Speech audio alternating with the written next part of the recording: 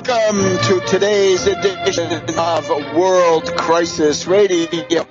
This is Webster Tarpley speaking to you from Washington, D.C., and this is our penultimate program before the election. We've got today, we're recording on the 28th of October, Friday afternoon here in the nation's capital.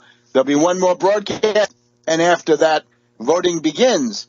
Here in Maryland, in the suburbs, voting has already begun. And take the opportunity, everybody, I urge you, vote now. That way you've got your hands free for all kinds of useful organizing work, electioneering, and things like that as we go towards the election. It is the most important election of my lifetime so far, I would say. In my capacity as a presidential historian, at least 2 times over, maybe 3 times over, but get out there and vote. Don't be discouraged. We'll get into the voter suppression strategy that some of you may be falling prey to. Don't do it. This is the time for purposeful action.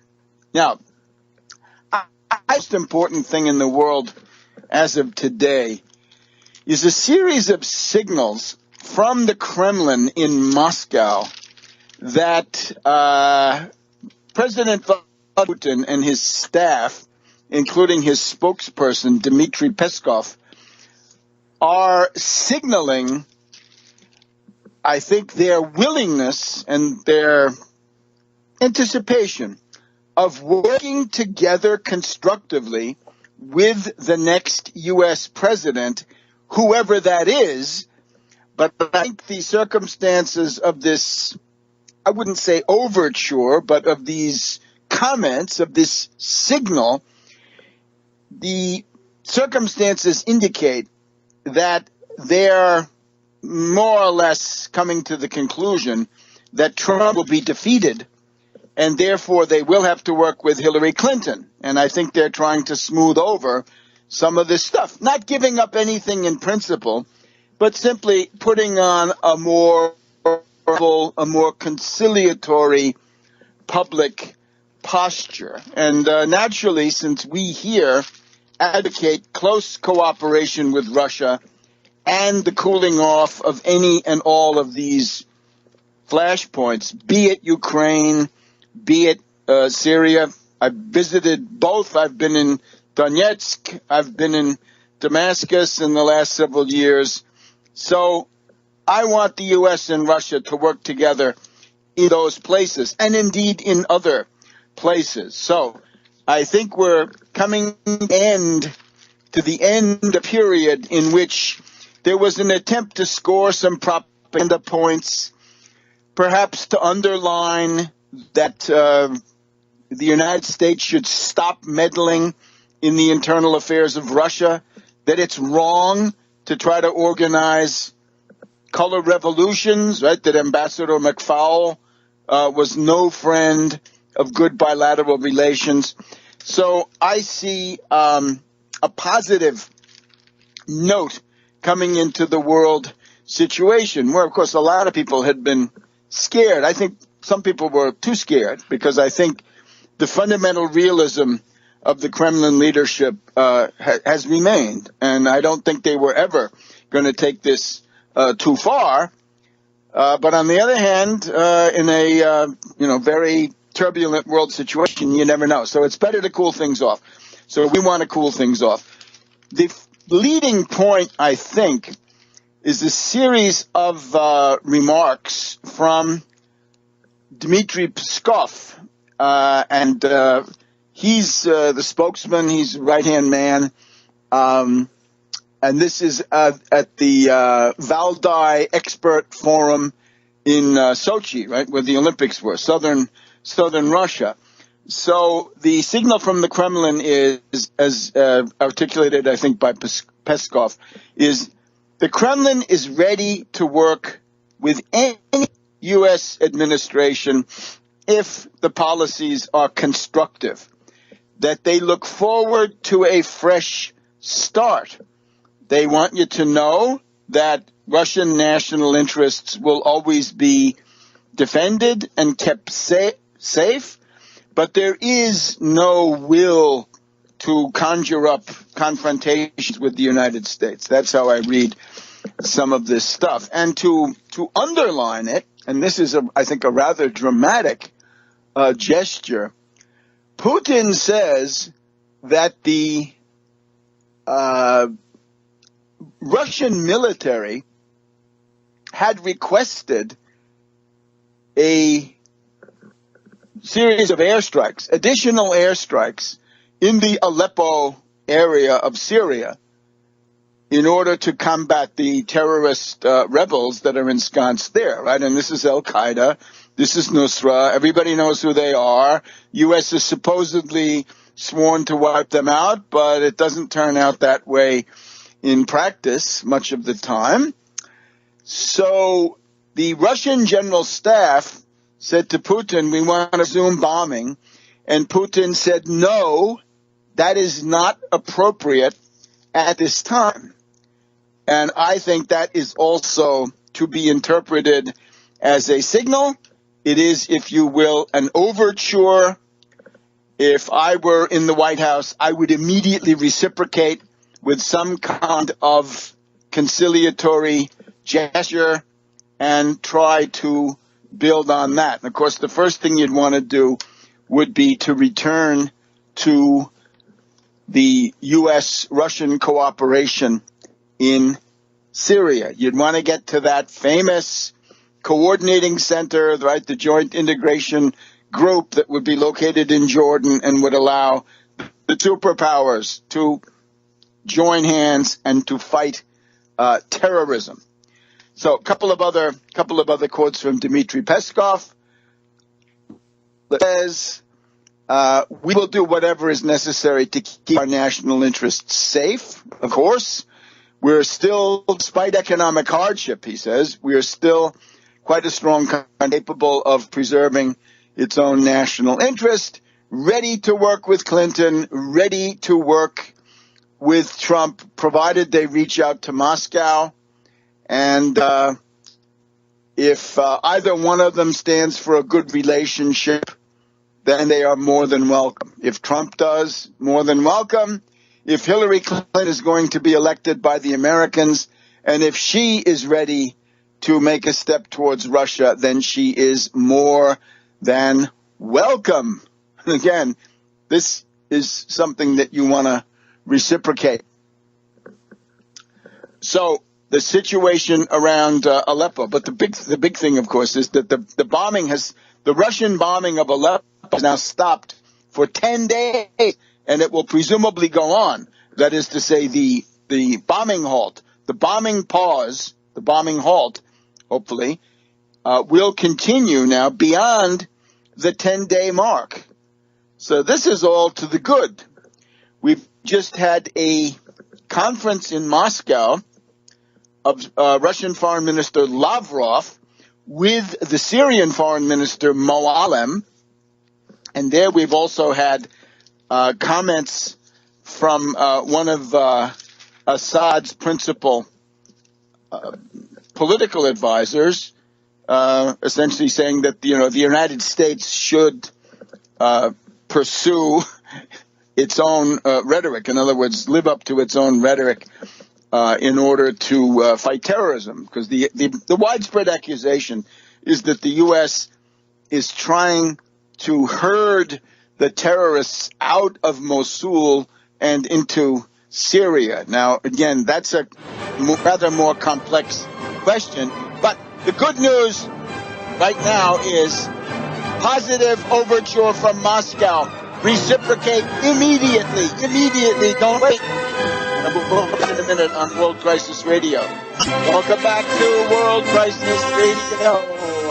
We're here in Washington on the afternoon of the 28th of October, 2016. We've got one more program before the big election. Otherwise, stay tuned from Monday through Thursday. You can get a very good update from The American System. The American System on the air. You go to americansystem.tv and a modest fee, a token fee, I would say, in the age of Starbucks, gets you that subscription so that you can get this stuff on the same day. You can get up-to-the-minute updates on world strategy and everything else. So americansystem.tv, americansystem.tv. This is also the best way to support me in my endeavors, defender as I am, perforce, of the First Amendment, freedom of speech and freedom of the press, as well, freedom of association and freedom of political activity in the face of a powerful counter move on some of those points. So, Putin says no more bombing of Aleppo for the moment. Good. Peskov says we're willing to work with anybody in Washington, in the White House, who's going to be constructive towards Russia. Good.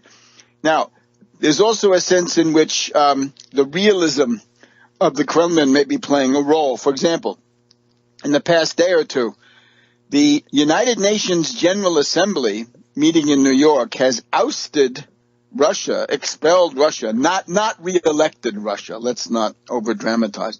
They have declined to re-elect Russia to the United Nations Human Rights Commission, which is an entity created in 2006. Russia has generally been a member of it.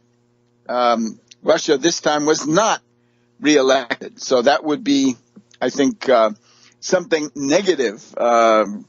Vitaly Churkin vows that Russia will be back next year. They will run for this and they will get back in. But the word here on Russia Today, RT, for the first time since its inception in 2006, Russia has lost an election to the UN Human Rights Council, UNHRC, after being narrowly defeated by Croatia in a vote.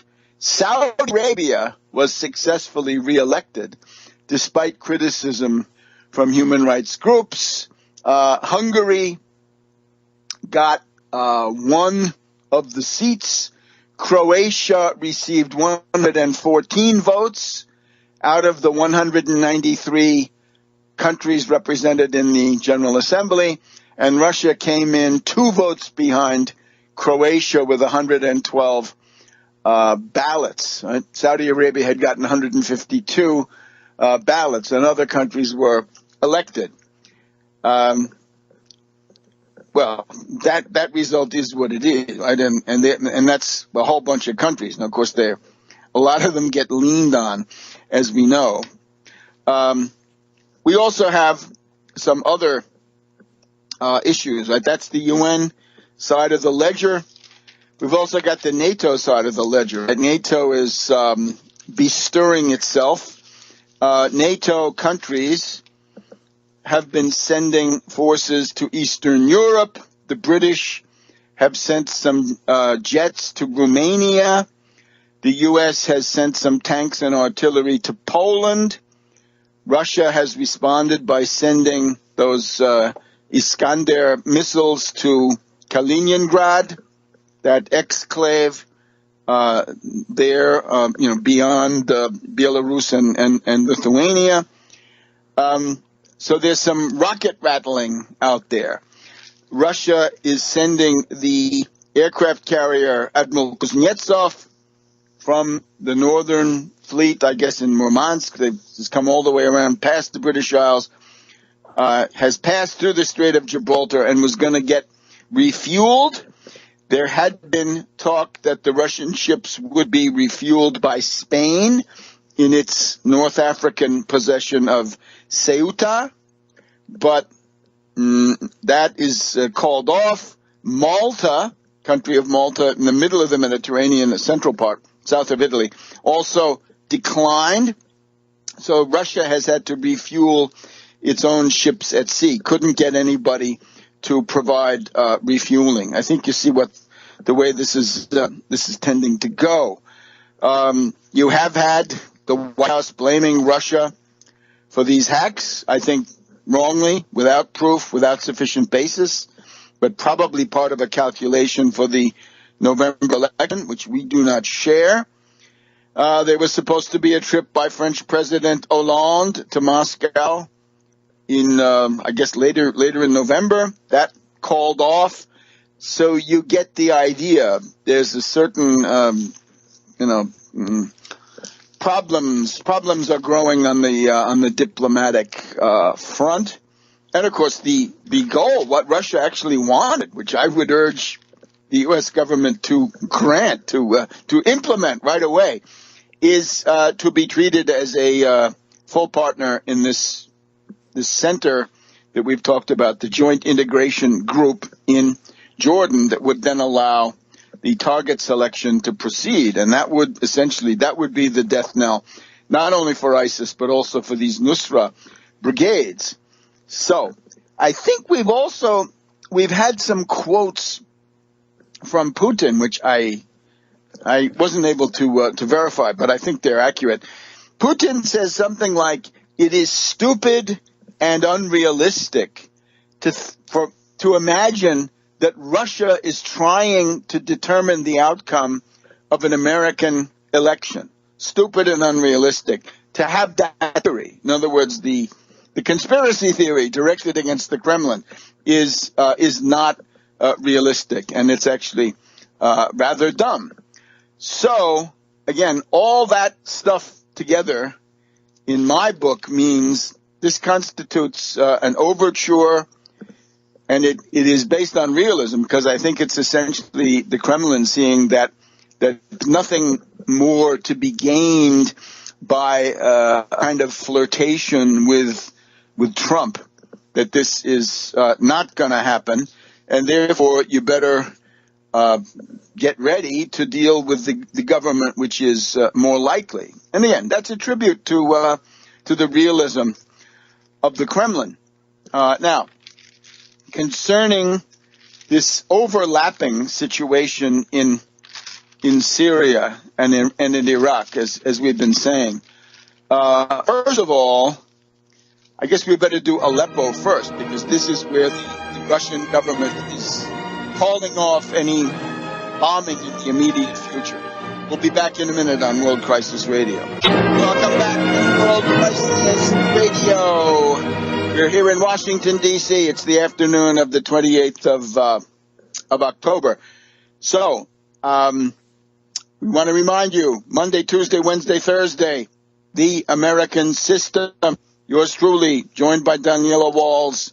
Keep you up to date every day. You can turn away from those bankrupt programs, internet radio that you've been listening to, who have gone off the deep end now over the past year and a half, and come to a realistic portrayal, optimistic but realistic at the same time. That's what we deal in. So it's called AmericanSystem.tv, AmericanSystem.tv.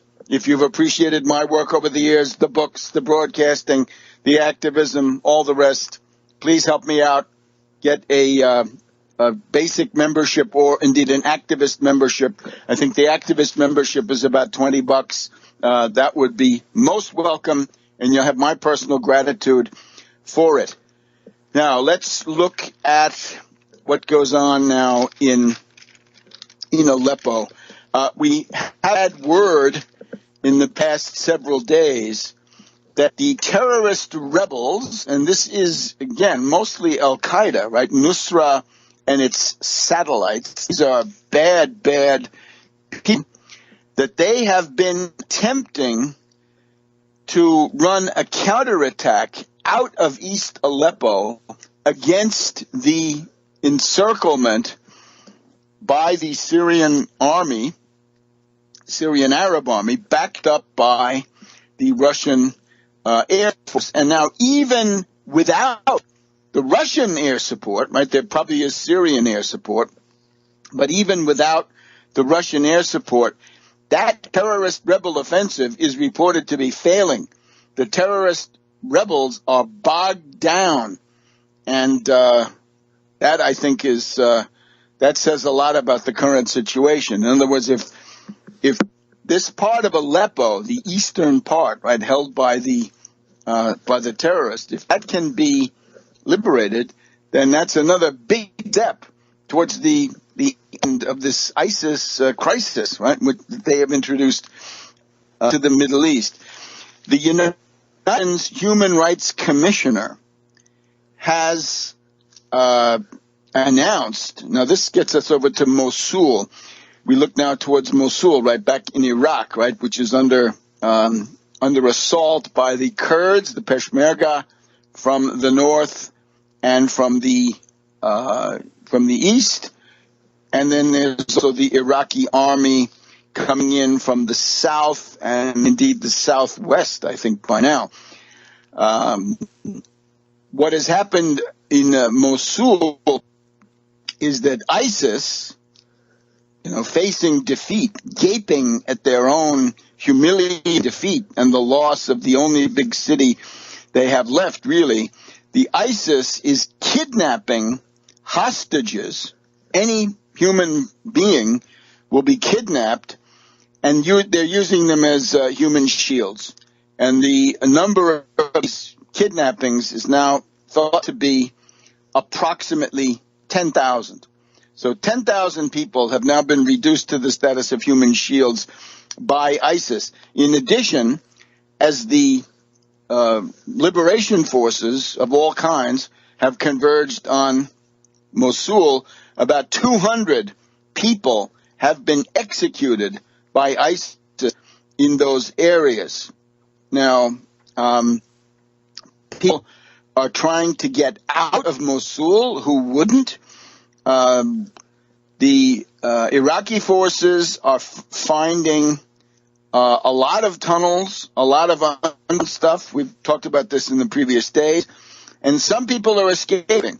Some people are getting they're escaping towards the north. Those are people who want to get under Kurdish control, Peshmerga, Barzani, in other words. And then others are seeking the western passage to Syria. Now, the desert is controlled by ISIS. In other words, between Mosul and, territories, more built-up areas inside Syria, there's a fairly significant desert. Some of them are trying to get to Raqqa. So there's some basis of saying that a certain terrorists are getting out. On the other hand, there is that old problem. What are you going to do then? Maybe once they get into the desert, they can be better identified. So this will go in some detail, but I would warn against facile solutions, or indeed against snide solutions. I've seen some of those. Some of them want to go to Kirkuk, right? Remember, there had been this counterattack by ISIS in Kirkuk. Kirkuk has kind of a division of Sunni population and Kurdish population. Erdogan of Turkey is always a complicating factor, more than he's worth, I would say. There's a powerful Turkish military. They could have wiped out ISIS within the first couple of months, but they certainly chose not to. And we've documented how much complicity and connivance there's been between ISIS and the Turkish intelligence. But Erdogan is now posturing the Kurds. The Kurds are not going to be allowed to get any gains out of this. The Kurds are not going to be allowed to get any kind of territory under their own capability or control. There's also the question, though, about, well, two things, really. The rebellions, right? There are rebellions going on in the ISIS-controlled areas, and I think that ought to elicit a faster pace, if at all possible, which I think it is. And then the other thing is, ISIS right now looks like they're putting fairly robust defense around Mosul. Will they at some point melt away? Will they decide that fighting as a conventional army is no longer possible for them, and the ability to control territory is simply too costly in terms of the air destruction inflicted on by the U.S. and the others, will they melt away? And so what will they do? Will they return to guerrilla war? And will they make a significant push to try to infiltrate terrorists into Europe? But again, the big thing is the American voter now sees that all of that desperate defeatist demagoguery coming from the Republicans was that. It was not accurate. ISIS is not invincible. They're not invulnerable. They're not conquering the world. You can whine that this timetable is politically motivated. That makes you just look silly. You can say that the offensive is a total disaster. That is without base. It's just wrong. There was a time, of course, where the progress towards Mosul was greater coming from, say, the southwest compared to the south, right? There were basically forces on the city limits, on the outskirts of Mosul in the southwest, whereas in the south they were 20 miles away. But this is all falling into place. So that, I think, is the picture. ISIS is under heavy attack in Aleppo. The offensive against Raqqa has now been announced by none other than Ashton Carter, and it will be more or less simultaneous. And I don't know what they're waiting for. They should do this now. It gets very cold there. And then that would present the American with, I think, a realistic picture that ISIS is on its last legs or in the throes of destruction, as was once said. But this time it would be real. Back in Crisis Radio. Welcome back to World Radio. Webster Tarpley here in Washington, D.C. Now, we have to look at the situation of the U.S. presidential contest, get the factual overview. Let us note, first of all, the big news this afternoon, right? The cynosure of the attention of the reactionary forces and the pro-Republican forces is a letter from James Comey, the director of the FBI. It goes to Congress, I guess the various investigating committees and some others.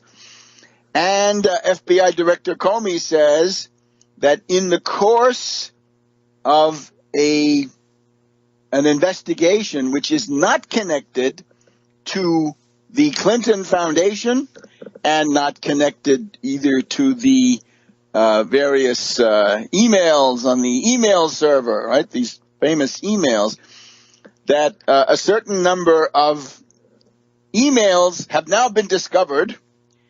Apparently none of them, not one, written by Hillary Clinton or even going to Hillary Clinton, as far as I can tell from the preliminary reports.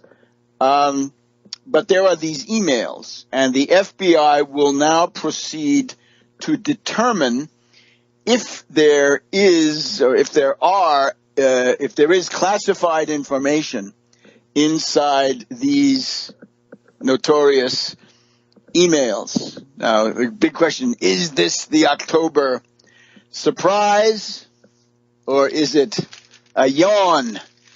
And in particular, from the point of view of voters, since it's come down to voting now, not just opinion and not just polling, will that be considered a voting issue, or will it be considered yet another embarrassment or minor bump in the road along the way? And of course, we know that at the recent Republican rallies, we've been hearing chants like not only lock her up, which we've had, but burn her at the stake. How about that? Nice stuff. Well, let me first give you the conspiracy theory recited by Rush Limbaugh this afternoon. of course, sees a conspiracy and that this may be a Trojan horse. This may be a problem in disguise.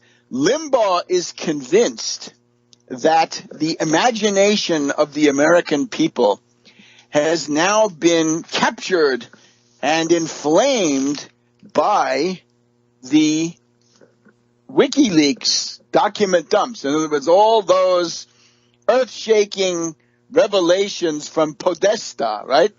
Podesta's emails. Notice, none of them goes to Hillary. None of them comes back from Hillary. But Limbaugh is convinced. He said that got on the front page of the New York Times, which he normally scorns. But this now shows that massive traction is being obtained by the Hillary emails. I'm really sorry. Even before I'm sorry, Limbaugh says as long as it's a matter of the Clinton Foundation, that's readily understandable. I don't think he likes the emails that much, but he wants to show you that WikiLeaks is gaining traction in spite of everything, but that especially the stuff about the Clinton Foundation is really earth-shaking, because everybody can understand that if money goes to a charitable organization and that is not used for charitable purposes, but that money is then convoyed into the private expenditures of people like Hillary and Bill and Chelsea and others, that's readily understandable, and that has the potential to change the outlook. So Limbaugh's opinion is that the Clinton conspiracy, I guess, alarmed by the growing interest in the emails from WikiLeaks, the Podesta emails,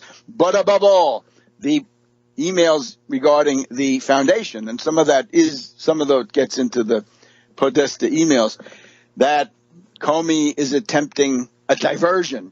He's attempting to dupe you into relenting, to relax your attention and your mobilization and stress on those WikiLeaks emails and on especially the nefarious expenditures of the Clinton Foundation.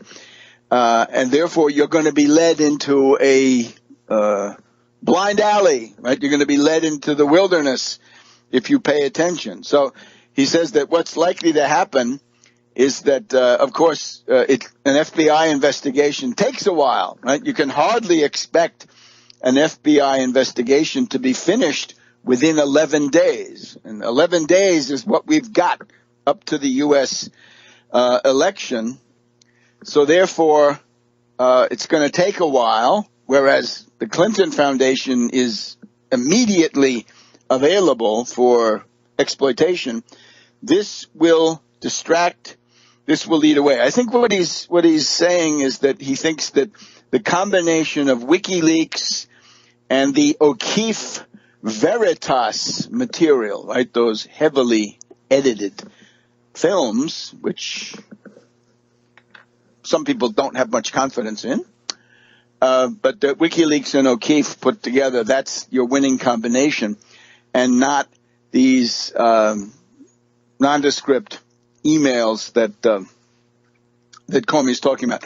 Comey says that these emails come from something separate from the themes that we've known about, and that they may contain classified information, or of course maybe they don't contain classified information. Is Comey doing this because he thinks that Trump might win the election and he wants to make a conciliatory gesture to Trump after giving Hillary a clean bill of health on the emails back in July?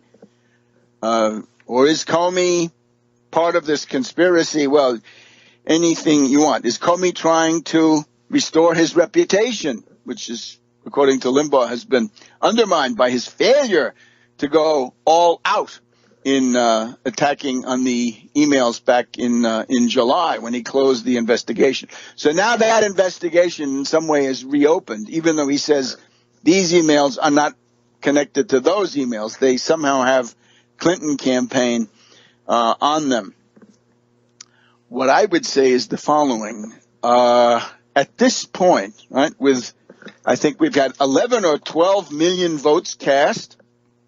That's almost a tenth of the whole election, which has been cast. And a lot of these are the partisans, right? Because all campaigns try to get the partisans to go out and vote first, so they can then use the time interval, the next 11 days, to try to convince the persuadables that they should come forward and vote. I think it's going to be hard to convince anybody. And if you watch this entire campaign, you've seen Access Hollywood, you've seen 12 women come forward.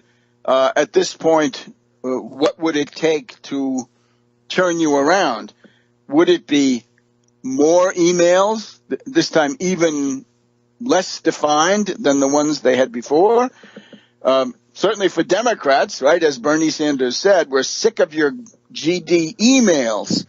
That would be for Democrats. Independents, I don't know, but some of them the same. Bernie, of course, an independent.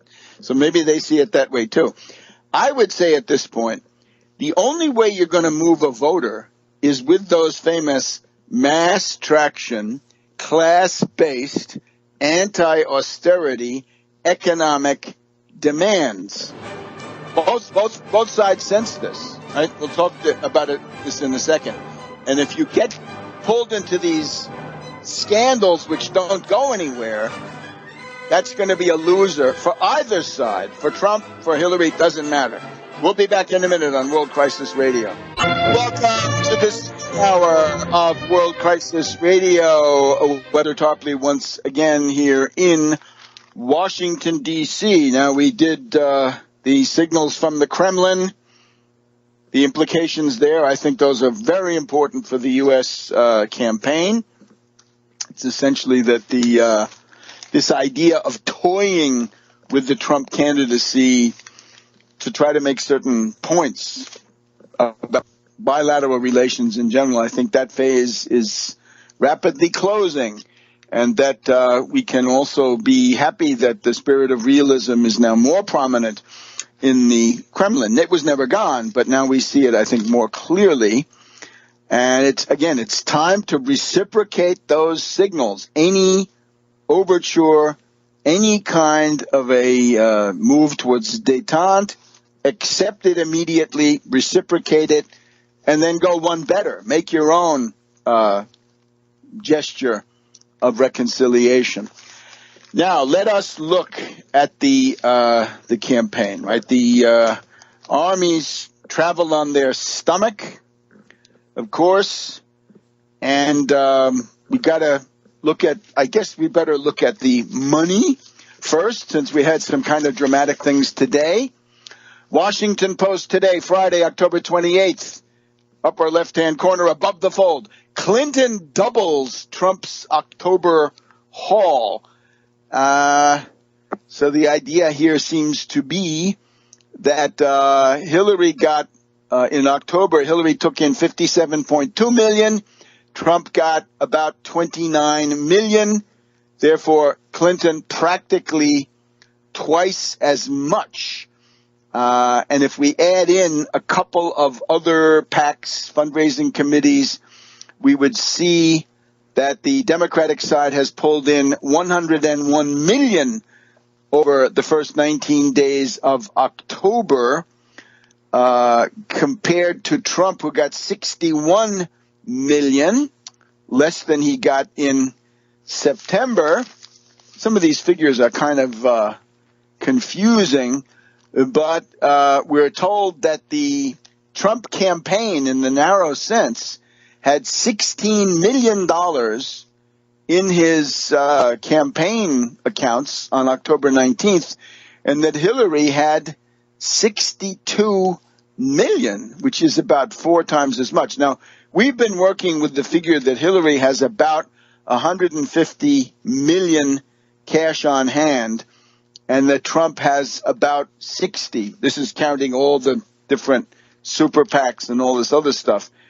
So that's 1.5, actually 2.5 times, right? So there's a large money advantage on the Democratic side. Now, we would like to repeat the call coming from Congressman Butterfield and Congressman Clyburn of the Black Caucus that a significant, robust part of that money that Hillary has should be spent on the down ballot, and in particular to facilitate the election of minority candidates, right? People who otherwise would not have quite as much money as their Republican opponents, and that's what she should do. It's all well and good to chase after Utah, and indeed that's considered to be a toss-up in some corners, right? It's all very well to try to secure Iowa. It's all very well to secure Utah. It's all very well to go for the 2nd Congressional District of Maine, where you can get one vote. This afternoon it was announced that Hillary is going to stop off in Arizona. We're getting into, well, it's not that these things are bad. They can be good, and they can also force the Republicans to overstretch their limited resources, but you've got to make sure, I would say at least, 75 million ought to go to those congressional races or something like that. 50 million, in other words, a very significant chunk of change has to go to the down ballot races. So that is to be the money side. It's also interesting to see that the Republican candidate, speaking in Toledo, said there's no need for an election. Why not call the whole thing off? Quote, "We should just cancel the election and give it to Trump, right?" He said. "What are we even having it for? Her policies are so bad." And he's talking about a New Deal for Black America.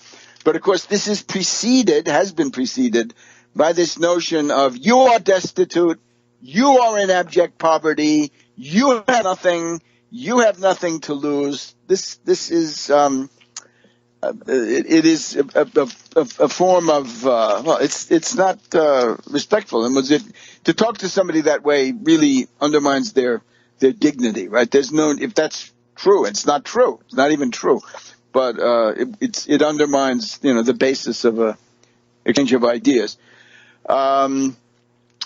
So there's that.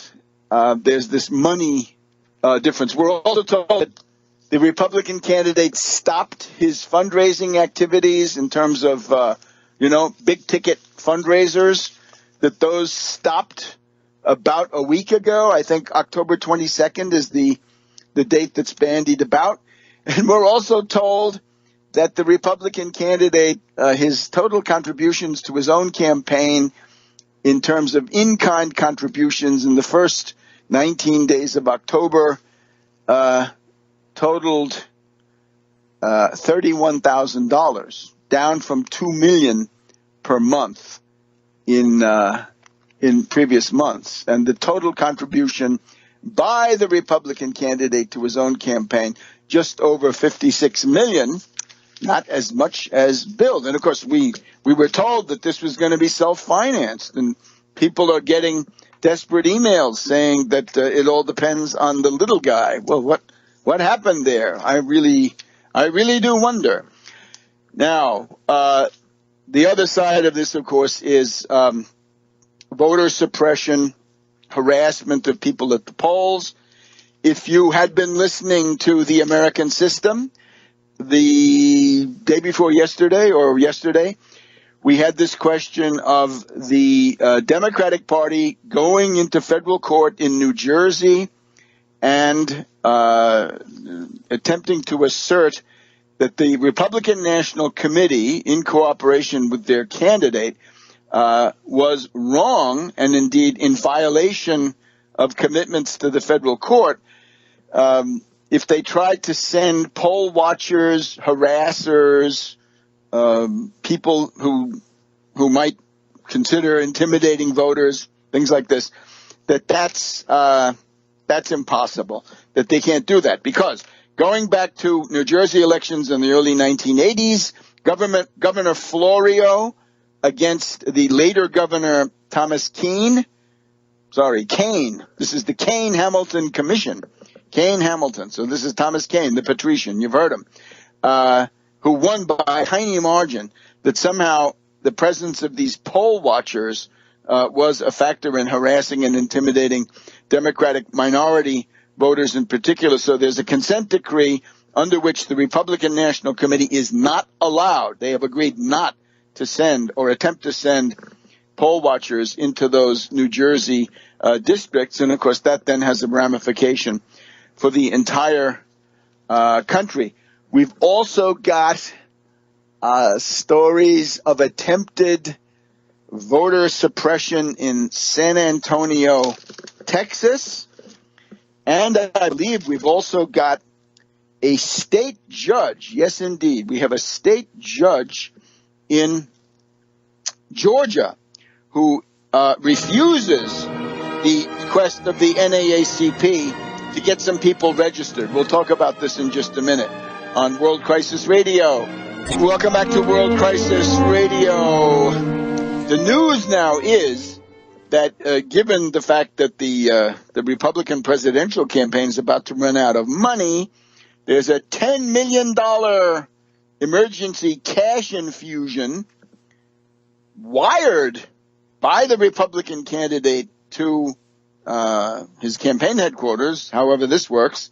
So that's the news, right? $10 million in cash here at the last moment. What it points to is that in spite of everything, the Koch brothers, Sheldon Adelson, people like this, they've been doing things that help the general Republican turnout, but they have not anteed up big money to the Republican candidate, and therefore the money is getting mighty scarce here with 11 days to go.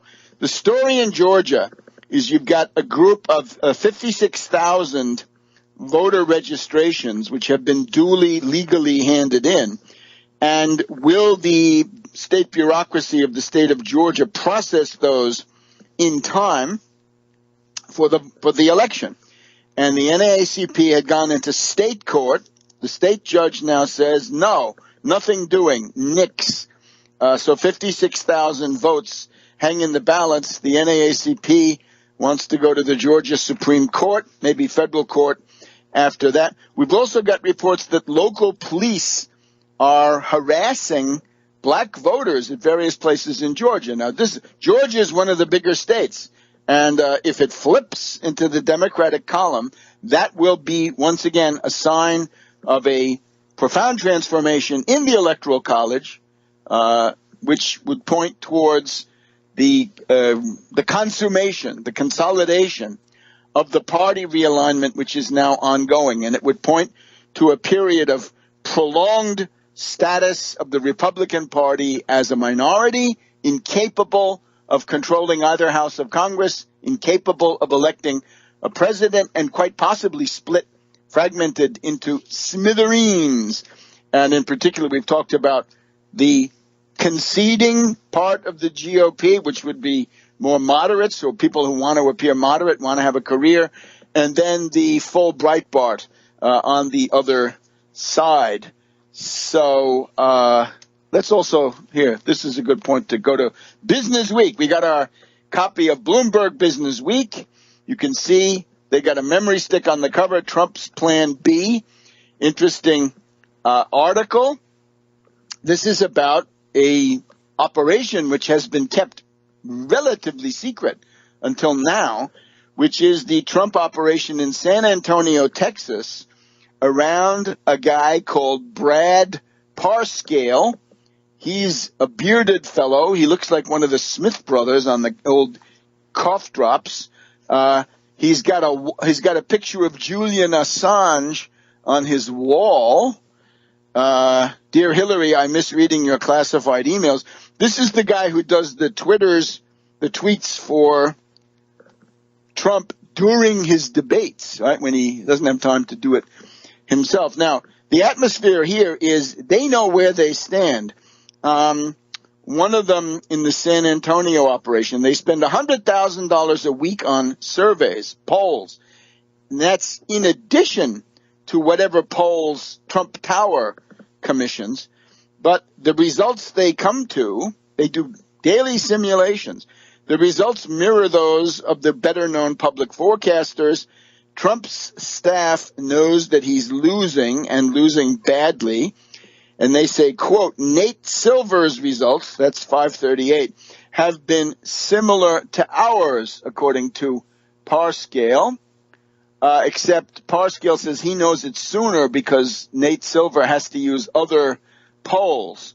The Trump campaign has identified 13.5 million voters in 16 battleground states whom it considers persuadable and trying to persuade them to go to the polls and vote. So as of October 18th, they said Florida, they have to win. If they don't win Florida, they're cooked.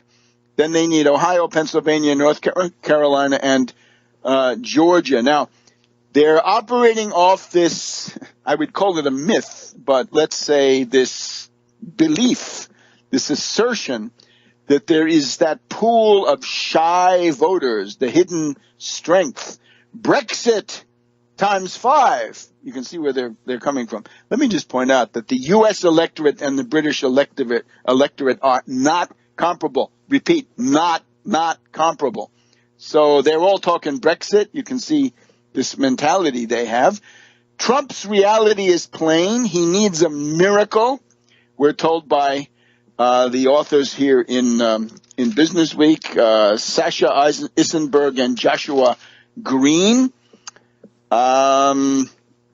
So here's the idea. It's interesting to see what they don't do.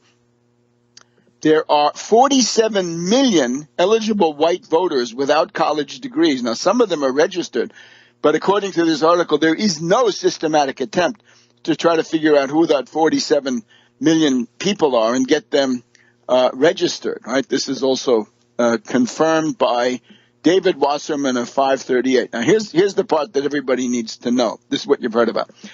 To compensate for this, Trump's campaign has devised another strategy, which is negative. Instead of expanding the electorate, Bannon of Breitbart and his team are trying to shrink it. Right now, Bannon and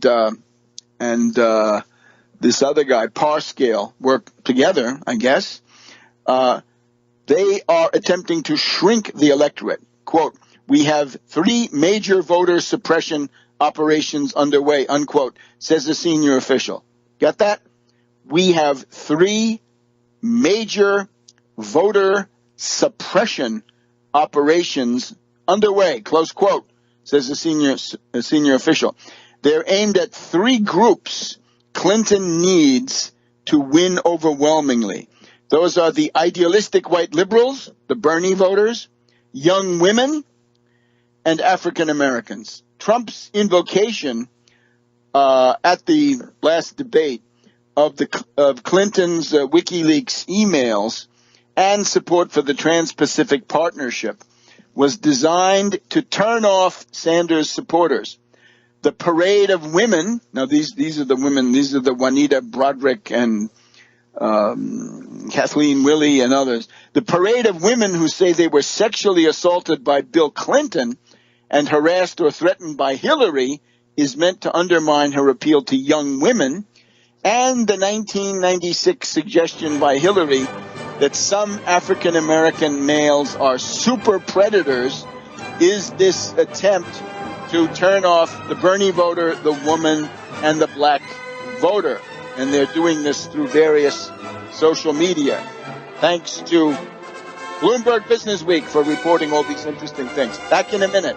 Welcome back to World Crisis Radio. Just going through some highlights from this very interesting Bloomberg Business Week article. We won't go through how they do it. They do it on Facebook. In particular, they attribute great power to Facebook, especially Bannon does this. The problem that they have, of course, is that their stuff to suppress the vote, as they say, right, it's possibly not going to work because it's the Trump organization's Trump campaign speaking to Hillary supporters. And will they believe it? There is, according to Business Week, no scientific basis for thinking this ploy will convince such voters to stay home. It could, in fact, spur them on to vote, motivate them. They're working closely with Cambridge Analytica, that is to say, Strategic Communications Laboratories. We've had that before. We'll talk about that again in the final pre-election broadcast. But Parscale says we own the future of the Republican Party. Well, that's fine. That's like saying I own the future of the Titanic, right? Maybe that won't be worth too much. In other words, this all assumes that these institutions are destined to last. So anyway, that's a pretty good sample of that. What did you learn from that is go and vote right now. Don't let yourself be discouraged, disoriented, suppressed, deluded. Don't do it. Not even bewitched, right, for Halloween. Go and vote. Here in Maryland, it's started yesterday, and it goes all the way to next Thursday, right, the Thursday before the election. So there are other states. Florida starts, I think, today or tomorrow. So get busy. You've got to go out and do good. Now, we got to talk about some polls here. I'm always fascinated. The Republicans are all whining that there's something in the polls called an oversample. And you got to watch out what they mean by this. As I have been able to decipher this coded language, an oversample means a poll that starts from the idea that there are more Democratic voters, likely voters, than there are Republican likely voters. And this is buttressed by a whole universe of statistics.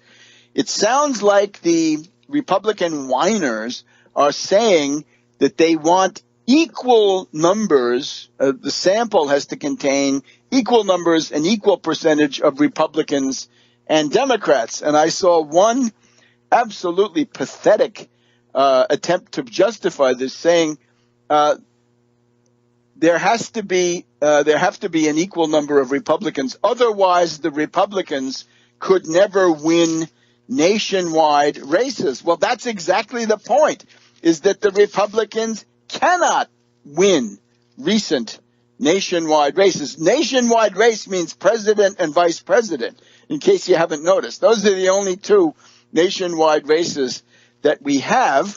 And, of course, the Republicans have lost the popular vote in 92, 96, 2000, even though the Supreme Court gave it to Bush. 2004, a little bit up in the air, but we'll give that to the Republicans. 2008, Republicans lose. 2012, Republican loses. So I think it's 6 out of 7 recent elections, the Republicans have lost the popular vote. So you've got to have an over sample. There has to be an over sample. Now, some people say they don't like polls. I think that's very foolish, right? Because, for example, there are going to be polls. Breitbart today has a poll called the Breitbart Gravis poll. Gravis, I think in Latin, this means heavy. I don't know what heavy hand is on the Breitbart Gravis poll. But the Breitbart Gravis poll says Hillary 46, Trump 45, statistical tie within the margin of error. I'm from Missouri, as we say. Let's get a grain of salt on that one right away. Cum grano salis, as we like to say. Now we look at the Real Clear Politics. The guys at Real Clear Politics, as I said before, their heart is thumping for the Republican ticket. So what do we have here? Hillary plus 4.4 in a two-way race, okay? So what do we got? ABC News tracking says Hillary plus 4. Then we get Rasmussen Reports, a tie. Now, we've talked about Rasmussen Reports. You got to discount that one. Then comes Gravis. Look, they take the Breitbart poll and stick that on Real Clear Politics and factor that in to their average. And then the one after that is Investors Business Daily TIPP tracking, and they're up to Hillary plus 3. Now, there was a crisis among the right-wingers these days because they thought that the Investors Business Daily poll was going to show a continuing close race, right? They think that Hillary up 3 is too close, and a lot of them were whining about that. So this is it's highly politicized. Don't believe it. We've talked about Rothenberg in the recent past. We've talked about Cook. Let's talk about Larry Sabato and his crystal ball at the University of Virginia.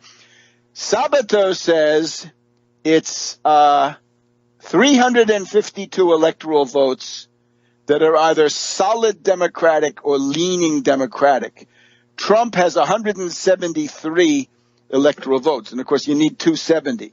So with 352 tending or in the bag, Hillary is well over the victory margin. The third, these people like Jill Stein and Gary Johnson, they are fading fast. Johnson is down to about 5 points. Stein is down to 2 points. This is the real clear politics average. Sabato looks at it this way. There's an outer line of Democratic defenses. These are states that were taken by Obama twice, but where Trump might gain traction. They're vulnerable states. Florida, Iowa, Nevada, Ohio. Okay? Now, Hillary can afford to lose all of those. And instead, she has to rely then on an inner ring, Colorado, New Hampshire, Pennsylvania, Virginia, Wisconsin. And right now, a lot of the outer ring is looking, I think, much better for Hillary. So, and again, the Utah, Iowa, Maine are considered toss-ups, at least by some. So this amounts to a solid lead, and I don't think there's any way around this. So just remember, the attempt of these people is to manipulate and to stampede. Some of the pollsters are not. They're not honest. Now we have to look at the ideological basis for some of this stuff, right? It seems to be now an established fact that the Republican Party is in big trouble with some of its traditional constituency groups. And this means white women with a college education, particularly in the suburbs, and you know which ones, right? There were Chicago suburbs, Detroit, Philadelphia is the classic one. And they are drifting away. I think we've got Hillary with a 20 to 25 point lead among such women who were won by Romney the previous time around. So that's already very, very serious matter. Back in a minute on World Crisis Radio. Welcome back to World Crisis Radio. Last segment and a lot left to cover, as so often happens. Therefore, join us Monday through Thursday on The American System, AmericanSystem.tv, AmericanSystem.tv. So the Republicans are splintering, and this is the extinction, right? The word this week is that the revulsion of white college-educated women against the Republican candidate and against the Republicans in general for supporting him is now going to be something that will last for decades, maybe for generations. And I, of course, have to remind everybody of Dante's concept of the trimmers. Remember the trimmers? Those are the people that Dante confines to the vestibule of the inferno. They're not in hell, really, but they're pretty close to it. So they lack even the status of a clear place in the underworld. And the trimmers, of course, this is a concept which is, at least the word has become somewhat obsolete.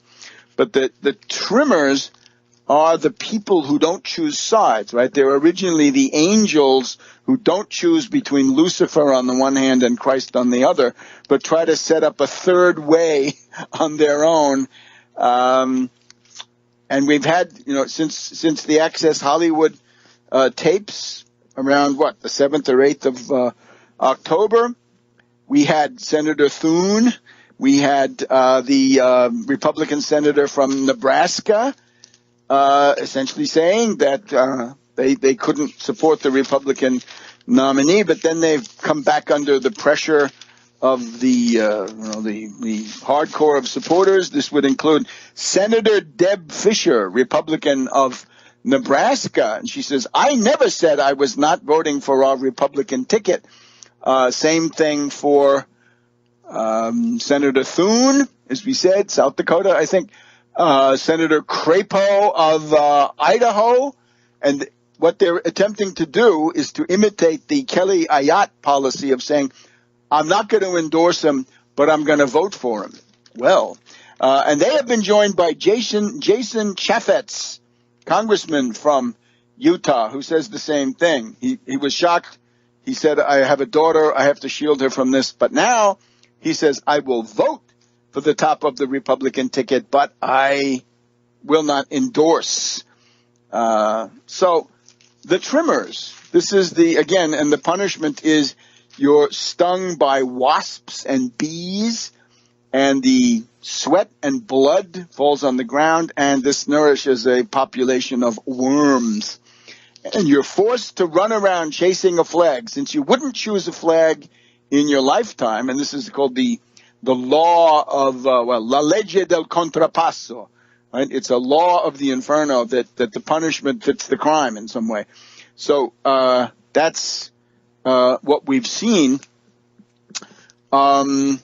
And then we just have to say a word about the Supreme Court, right? I think this is perhaps the most important, right? We've got about 8 races in the Senate that could easily fall to the Democrats. Senate looks like it's on its way to Democratic control. Right now, the Democrats are likely to gain 10 or 20 seats in the House. Not enough.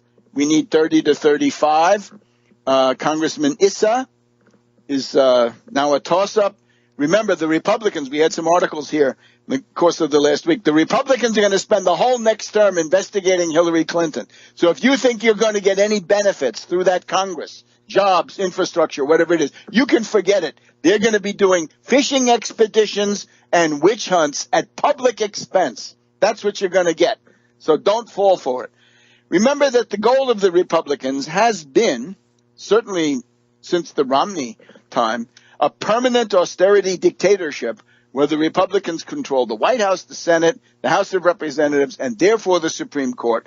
And what they do then is pass unconstitutional legislation, liberticide legislation, and then get that approved by a Supreme Court where they've replaced Scalia with somebody well to the right of Scalia. And that will be no unions, no mass organizations, no mass protests, nowhere to go, and voting restrictions, right? Making it so hard to vote that most people won't be able to do it. This week we've had Cruz and McCain and some other Republican senators suggesting that if they don't get what they want, in other words, if they don't get the chance to make these choices themselves, they will block any and all nominees for the Supreme Court coming from somebody like Hillary Clinton or some other Democrat, right? Because we don't know what the future holds.